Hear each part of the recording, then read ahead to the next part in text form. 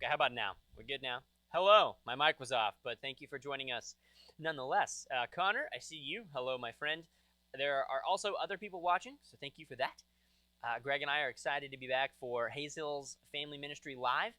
Last week, we started talking about just letting everybody have a chance to get to know us a little bit more. We shared some more of our personal lives growing up. We ended up talking about our fashion styles for a while, those kinds of things. This week, we thought it'd be fun. It's a little weird, actually, talking about fashion. I didn't think this podcast would ever. Yeah, Is that no. what this is? I don't know what this. I mean, yeah, man, I don't know what technically the term. You know, we'll avoid that this week probably, but we are going to delve into the world. Oh, can you hear me? You can hear me either? I can hear you. Oh, okay. So you got the show. I've got the show. Well, while Greg fixes why he can't hear himself, we are going to dive into a little bit more about ministry in terms of like getting to know our experiences in ministry. So things like what's your funniest story in ministry, and that way you guys can just get to know more about us. A lot of you have been able to experience the ministry we've done here at Hayes Hills.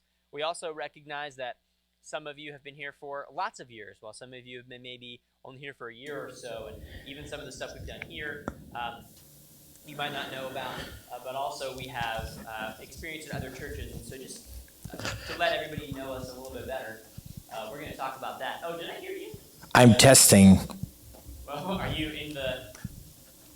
does it work now? I don't know. There's a delay. Fun delay. Well, yeah. Now, while he is working on the sound thing, I do just want to mention that as a church, we want to be loving and caring for our community as best as we can, as well as our members. And so we have our website, Hayes Hills Helps.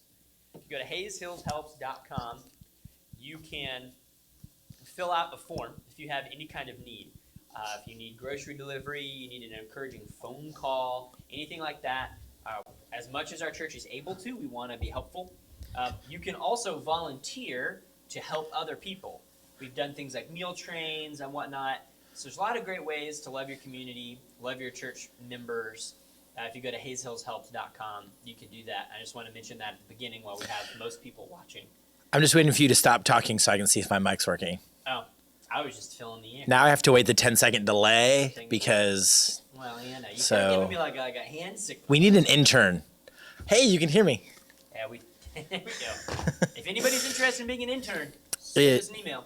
It pays $0, and I mean we could throw like 25 cents in. Yeah, I think that Not a day though, just like I really enjoy the snow cone place on Main Street that Snowball's Chance. So I think that we could say maybe it includes like a snow cone just for the sake of Snowball's people wanting Chance to be there. is really good. Like, I would like a snow cone, so maybe I can yeah. get the intern one.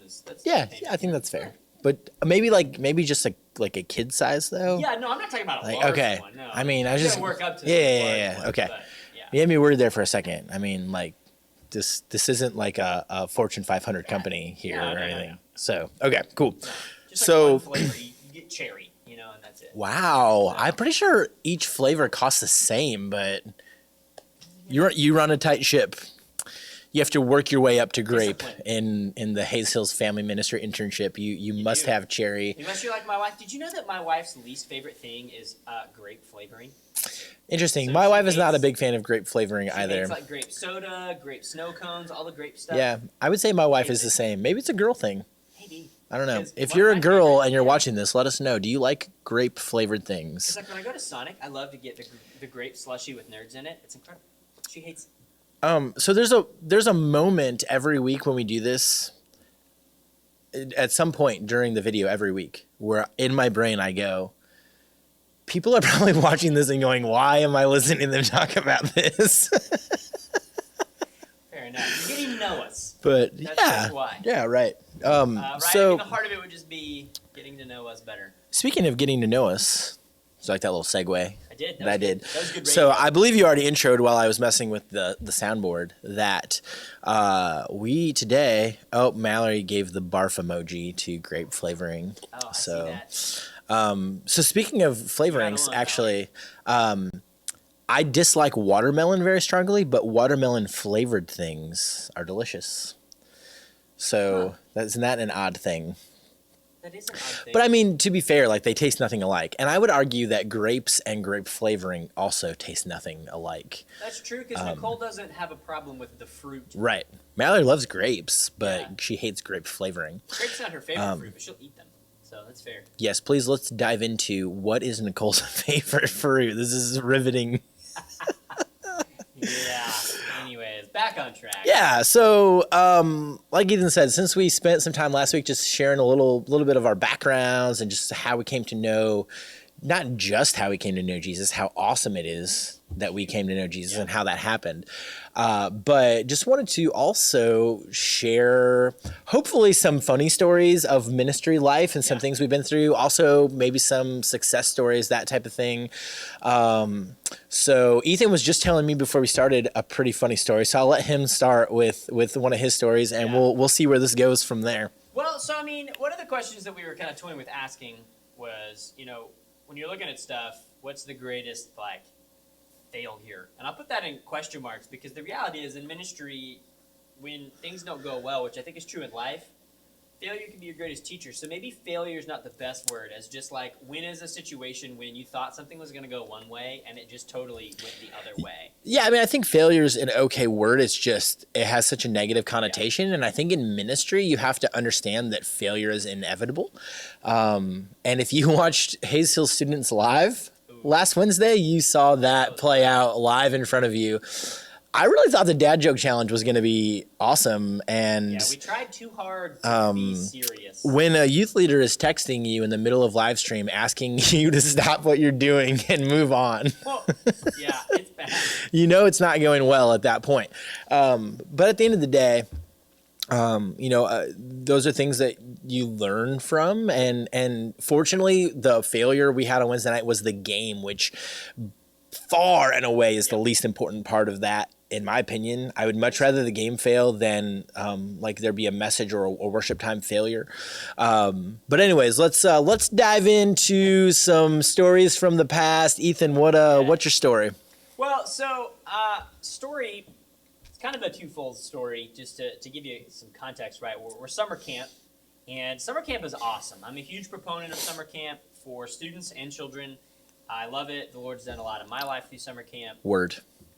It's interesting, though, because I feel like as amazing as summer camp is, summer camp also has a very high concentration of this was crazy kind of moments. Yeah. I mean, the same thing that makes summer camp amazing is also the thing that makes it kind of awkward. It's high energy. There is a schedule, but it's very different than normal. Everybody's all together and kind of just crazy might be the right word. Yes. Well, and also in many summer camp settings, you're just taking a lot of teenagers that are in an awkward stage of life and putting them together with other strangers who are in that same boat. And the result is a lot of awkward moments. Awkward moments, for sure. It's like just like a week full of awkwardness. Yes. Which is great, but also it's awkward. So we're at summer camp, and this was at the church, not here at Hayes Hills, but at the church I came from, where I was on staff part-time. And one of my responsibilities, I pretty much did a lot of stuff, but one of my responsibilities was to work with the youth group some. And so I went to summer camp and was a chaperone for that. We had this one guy, and great guy, but Keep also the kind of guy that didn't always grab social cues like the best way possible. And we're standing in line at the lake. You know how there's like the blob and all the other stuff. We're standing in line, and summer camp, at least this one, was staffed by like college students. Most of the people who work summer camp are college students. And this young man, who was probably 15, so sophomore-ish in high school, thought that one of the ladies who was working the summer camp as a college student was attractive. She's probably 20 or whatever, and 5-year gap, awkward enough, right? But he didn't really grab the fact that flirting with her wasn't like the best choice in terms of like what are the best choices we can be making right now. And that's a perfect moment, right? Like, hey, let's come in, let's talk about good and bad ways to interact with people. And Sure. Great discipleship moment. Because the reality is you want your students to be able to interact with people well, especially people of the opposite sex, as they learn just a good social interaction. Right. definitely didn't go the way I thought it was gonna go. You could tell that she had a job to do. She was like lifeguarding, and so she couldn't really deal with this guy and also do her job, which is keeping people safe. Hold on a second. Is this a ministry story, or is this how you met Nicole? Which I met Nicole in Harmony. that 15-year-old's name, Ethan Graves. Yeah. Oh, yeah. Well, look, 15-year-old Ethan had plenty of awkward moments. I'm not even gonna lie. But So not much has changed. yeah, no, not really. I just have less hair. But this young man was also a football player, and so he knew how to tackle. So you know where to hit you so that you lose your center of gravity and fall over. Sure. He wasn't feeling my requests. I'm like, hey, bud, it's great that you want to talk to her, but she has a job to do. Let's let her do her job, and let's go do the blob instead of the water slide. Just kind of trying to diffuse the situation, help everybody feel less awkward, move on. He wasn't feeling it, and started yelling at me like at the top of his lungs. Just, no, you're the worst, and you're ruining my summer, and you don't even like me, and you're the worst youth leader ever. And everyone starts to turn their heads because they didn't hear the part of the conversation where Right. he was being annoying to a staffer. And it's just like, I promise I haven't done anything wrong. And then he shoved me. And I didn't completely fall down the hill, but I started to stumble and had to like catch myself. Thankfully, our youth pastor came over and we got it all chilled out eventually. But in that moment, like 10 or 15 different people are all looking and like, what's going on? Not my best example of like diffusing a situation. So That's funny. yeah. Sometimes students kind of both things that happen there. I think if you're a youth ministry leader long enough, you will definitely see both. I can think of many times where upper high school guys have thought they had a chance with the college girls working at various camps. And it's always hilarious to watch. And you always feel bad for the girls because they're just trying to do their job and get through their summer. And they clearly don't care about this 17-year-old boy who thinks they're a babe. So that's always fun to watch and incredibly awkward. None of those high school guys realize that they might be the star football player of their high school. But at a camp where 10,000 students come through, Sure. there's like at least 1,000 star quarterbacks that come through. And so they're not Well, in their mind, right? In their mind. Yeah. But also students getting unreasonably violent seems to happen at camps as well. Actually, it was last year at Battle Cry. It was just us and one other church. My buddy Zach, he brought his youth group and we ran that camp. We rented out the camp our own, so it wasn't like a big, huge all these churches come camp. It was our group and this other church, and our students. Who we've proudly proclaimed are more on the nerdy side. We're not the youth group that does a lot of like wrestling around and that type of thing. Like we're more into like the fun and weirdness and all that kind of stuff. And like, so we have a group of students who are just acting goofy and kind of following me around, trying to like creep me out. And so I just start running away from them, like funny running, like knees high and just like running away, and they're all chasing me. And so I have a group of our students chasing me through the camp, just kind of that delirious, we're all tired and it's camp and why are we acting this way? Nobody knows, but it's happening. And we're all having fun. But one of the guys from Zach's church doesn't recognize like what we're going for. It doesn't grab the dynamic. So he takes like he sees from the side and he takes like a beeline right at me, and as I'm goofing running, I get shoulder to shoulder just taken out by this dude. I mean, like I'm on the ground like. What just happened? And then I feel him jump on top of me. He wraps his arms around my neck and he's pulling my neck straight up. Dude, I'm starting to black out. I kid you not. There was a moment where I'm just like, I think he's going to crush my larynx and I'm going to die. So I'm like just violently swinging to get this kid off me. I don't even know who it is. I finally get him off. And like, at this point, Zach, the other youth pastors come over and I just look at him. I'm like, dude, get control of your student. Like, what is happening? I don't want him And he, passed out. one of my best friends in the world, right? Zach Clunt looks at me and he goes, dude, this is why I don't wrestle with students anymore. And I'm like, dude, I had no intention of wrestling with a student at all. Blindsided. This Came out of dude, nowhere. like, he mugged me. Like it was violent, and I thought I was going to die. And oh my goodness, it was so ridiculous. And the worst part of it was that was one of the first couple days of camp, and so we still had at least half the week left. He bruised my ribs so bad I could barely walk normal. Like taking deep breaths hurt, and like the rest of the week I was just dealing with like we did Celtic games where we had like the caber toss, which is like this like 12-foot long pole you're supposed to like hold like this and try and flip it, and like Zach's demonstrating it and looking all cool, and like some of our students are like, you do it. I'm like, I can't even lift that thing right now. Breathing hurts. I can't imagine lifting a bunch of wood and flipping it in the air. Man. Yeah, summer camp always comes with lots of hilarious stories and lots of awkwardness, and you just never know what is going to happen. Yeah. So why don't you take the lead on the next one? What was another story that you thought of? Oh, yeah, well, funny enough, same guy.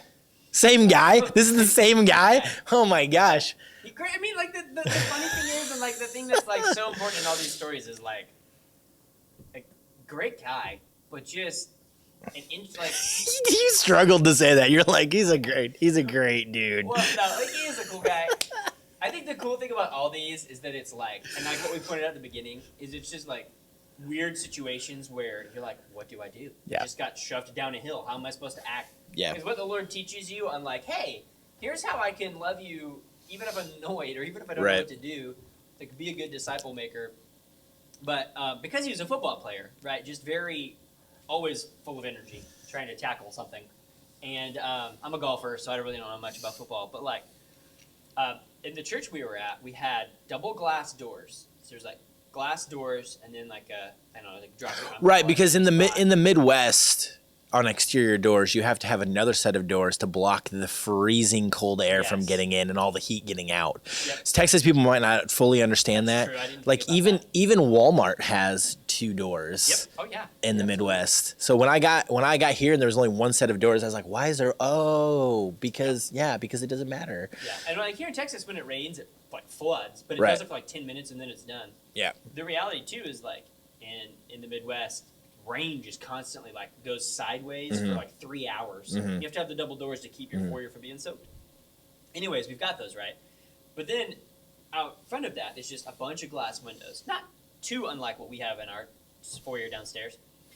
And the guy's playing football in the foyer, which is obviously the first, like, we need to not be playing football inside the church building. Right.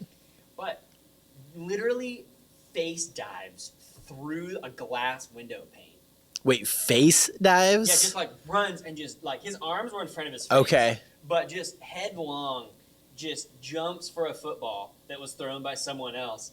But headlong at the glass. And it's not, like, plexiglass. It's an interior window, so it's very thin because it doesn't need to be thick. Right. And he just busts through the entire thing. And it's ceiling to floor, probably 3 feet, 4 feet wide. He just busts through, the whole thing shattered.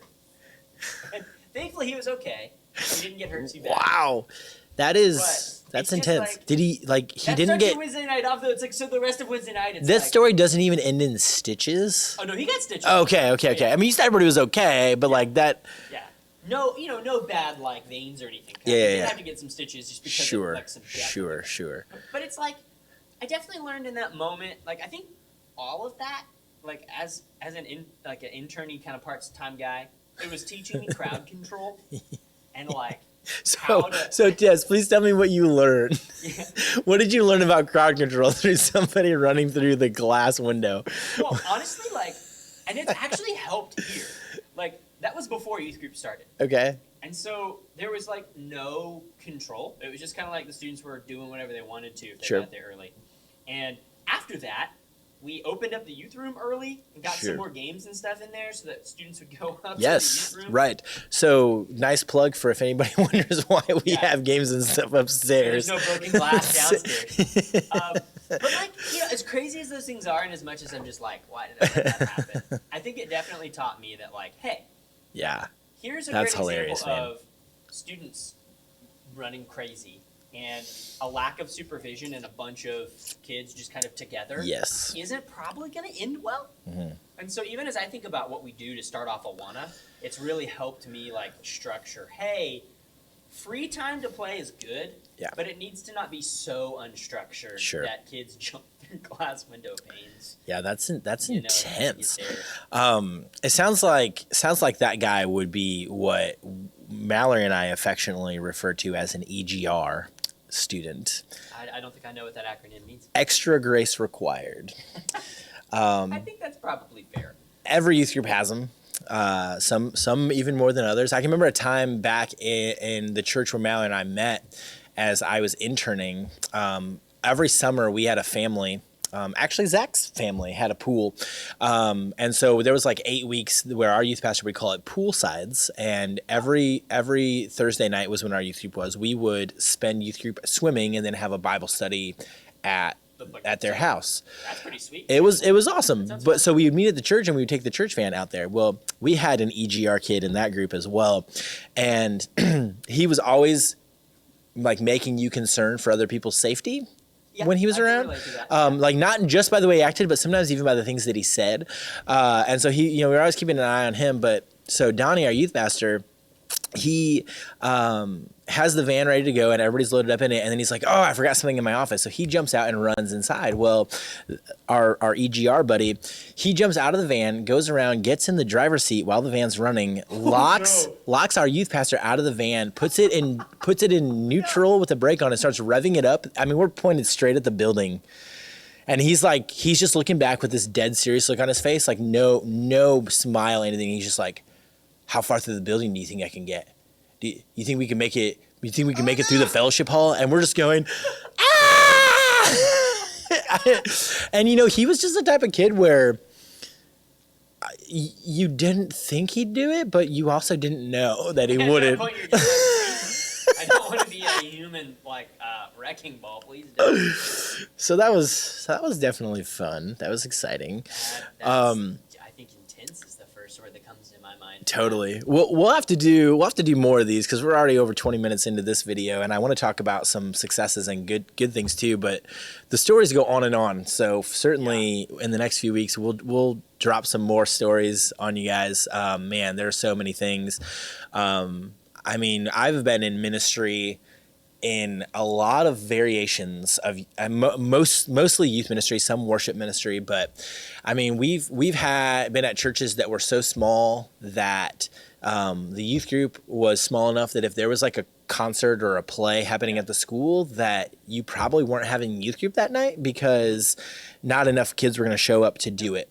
And I've worked with middle school students at a church where 150 plus middle school students would show up on a youth group night as well. And so been down every lane, and have all kinds of different stories. So love sharing those and looking back and laughing at that kind of stuff. But, And hopefully, even as we share, also just, I think an important part of this is for us as we try to pursue excellence, which we should, and is good. yeah, But also to just kind of let people know that the two of us are human, and there are situations that stump us and make us feel like we don't know what's going on. We're totally. frustrated, and that Yeah. thankfully God is so good that He uses goofballs like us to, Yeah. to do I was chatting before all this started. I was chatting with a parent of a few of our students actually, and I won't throw names out there, but he was talking about how his student speaks of me, and he just said, yeah, she just says that you look kind of stressed out a lot of the time, and just that's because a lot of what we do, we are just always pushing the limit to try to do things as well as we can do them and with excellence, and as we talked a few weeks ago, trying to keep that in the bounds of what matters. For sure. Yep. And I can't live with myself if I don't feel like I'm just exhausted because I've done everything I can do to make sure that youth ministry goes as well as it can with the charge that I've been given. And so even on live stream when the game absolutely bombs, I will beat myself up about that. Like, and Yeah. it drives my wife crazy because she's like, who cares? And I'm just like, oh, it's just so frustrating that we had one shot to like have a good game during our one time a week and I blew it and I have to wait all the way till next week to do better. Yeah. You know, and so it's not so much that I care whether or not that game went well as much as I'm just like that, especially in this time, I think even more so than ever. Yep. Like I have that time to provide like good, just quality entertainment, quality Bible study, quality worship, all of those things. You know, I have that hour, and I know that everybody's just been so isolated from everything else right now that I want that hour to go so well that I beat myself up if it doesn't go well. I have to remember that even in those funny times where like everything goes wrong, even in the failures that you just beat yourself up over, that we have a greater purpose and a greater vision and a greater mission, which is why I think it's fun to bring up things like the dad joke challenge and how bad they went and laugh about them, even though I'm frustrated internally. I don't want to talk about it because it's just like, hey, if we get nothing else out of that other than that, we just need to laugh at how terrible Greg and Ethan are at pulling off a dad joke challenge. Then we can take some victory from that. But how cool it is that there's But- grace involved in like what the Lord expects out of us as His children is Yeah. not that you have to be perfect, and if you can't be perfect, I won't keep loving you. Mhm. They're like, hey, your perfection comes from me. Yeah. Follow me, but if you're not perfect, there's grace, and it's all gonna be okay. Yeah, totally. And so that's where I just look at successes in ministry are not often known, Yeah. not immediately. In children's ministry and youth ministry, in adult ministry, it doesn't matter, right? Like a lot of the biggest successes that I've gotten to experience in ministry are finding out years later that a student is following Jesus. Yep. And so the other ironic thing is like there are nights where I will give a message and I will just be beating myself up because I'm just like, did I not prepare well or what? Because it just went so bad. And those are the nights where like a student will grab me and be like, hey, I need to talk because that really hit me.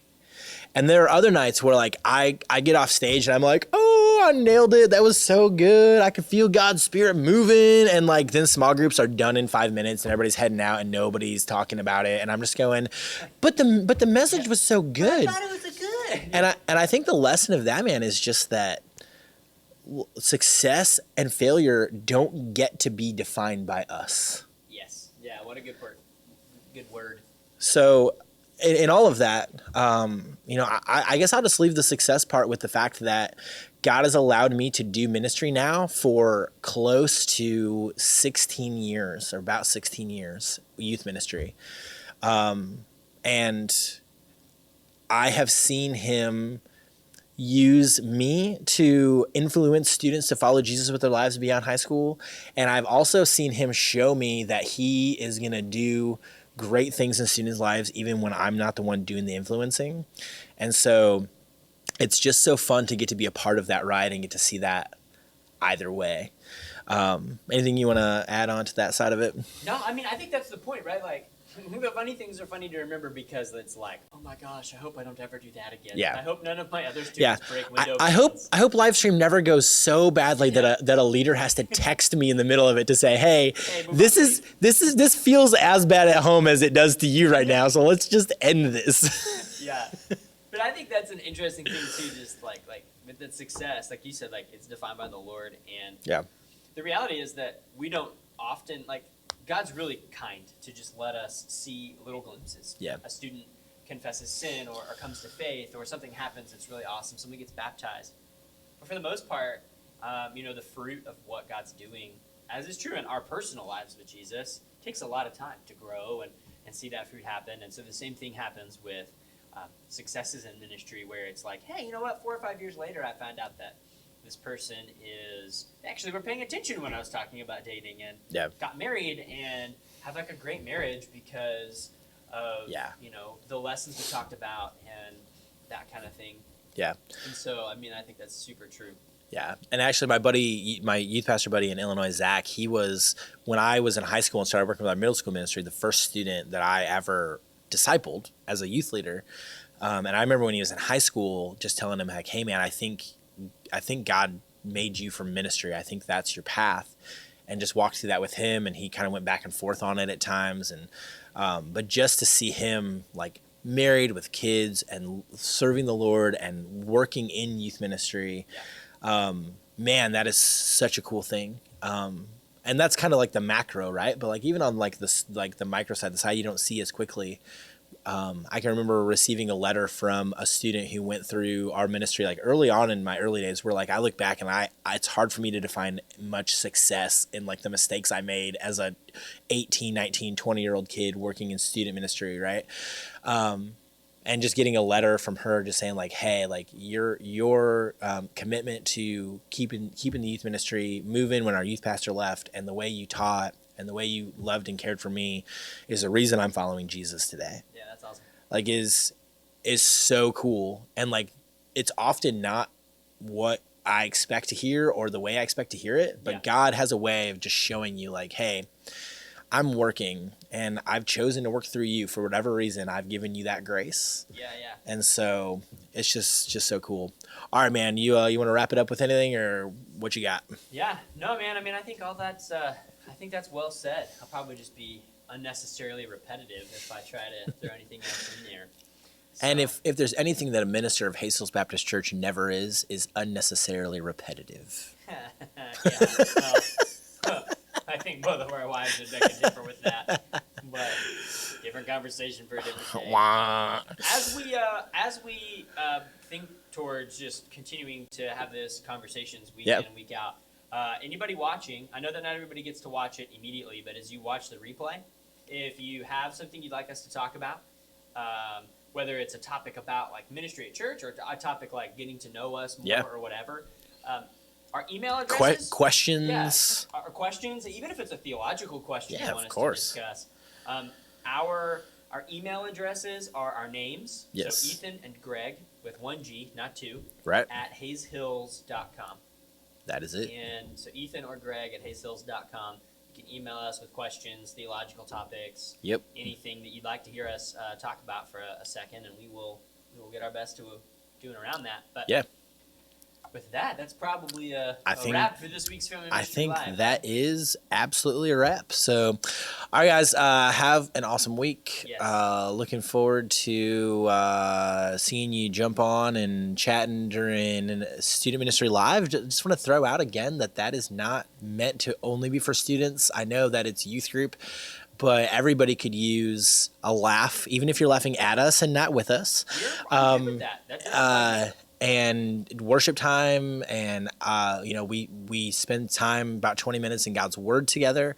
Want to encourage you, parents, students, anyone else watching this, join us for that on Wednesday.